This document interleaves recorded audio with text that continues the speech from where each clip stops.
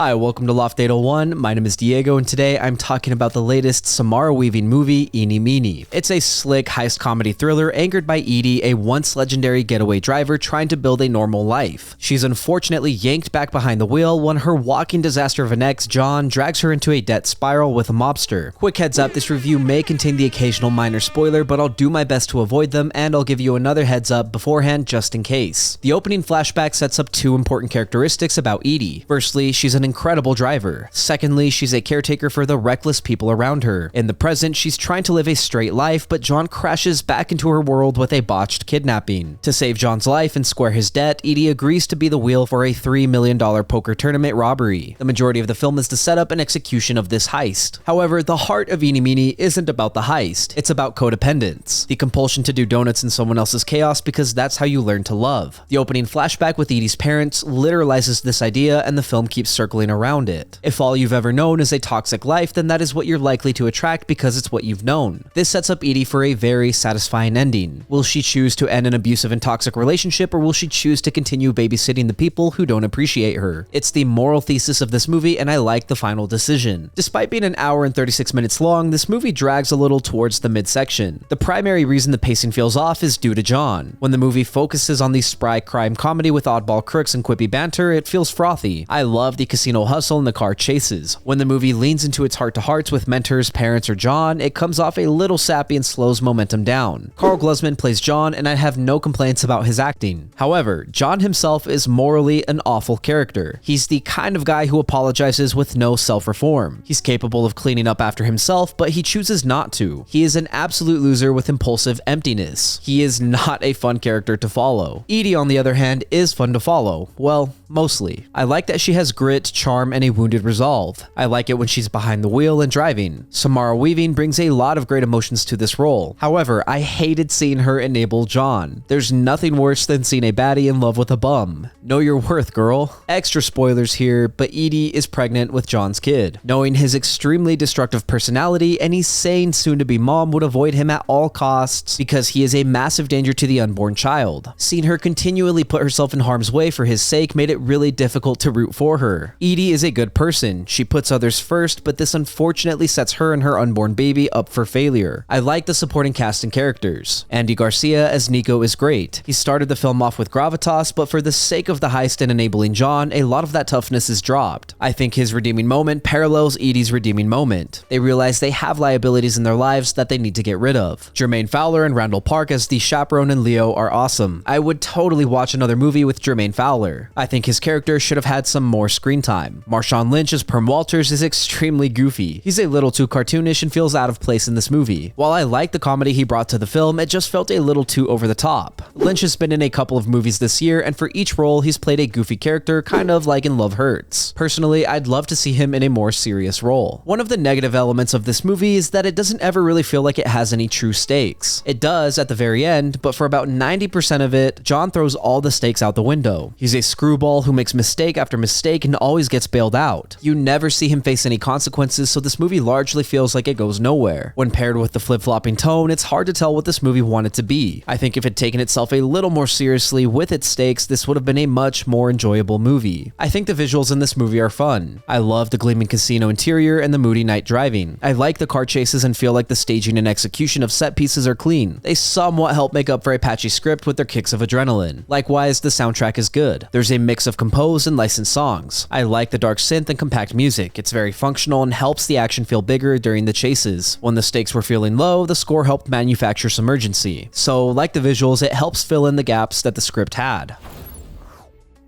Eenie Meanie lands as a stylish, fitfully fun heist thriller that's carried by Samara Weaving's grit and screen presence, plus some cleanly staged set pieces and a soundtrack that juices the chases when the script won't. The movie's biggest weakness is also its loudest character, John, whose perpetual screw-ups flatten the stakes and drag down the midsection, making Edie's enabling hard to watch, even when the film frames it as codependence. But, to be fair, that's why the finale hits. I wish the tone were tighter and the consequences sharper throughout, yet I can't deny the occasional rush, the getaway beats, the gleaming tables, the moody night drive, drives, and the satisfaction of the closing choices. If you're a Samara Weaving fan, this is worth a one-time watch. It expands her cinematic universe of being covered in blood. On the other hand, if you're not a Samara Weaving fan, I would probably skip this movie. Thank you for listening to my review of Eenie Meanie. If you enjoyed the content, leave a like and hit subscribe. If you did not enjoy the content, I'm sending Nico after you. As always, I would love to read what you have to say, so leave a comment and let me know what you're thinking. Also, if there's something you want to see reviewed, don't forget to let me know and I will do my best to get to it. Lastly, if you want to see some more from me, then you can check out my vlogs linked up above or my podcast Good Friends. Again, thank you for watching. My name is Diego and I will see you next time.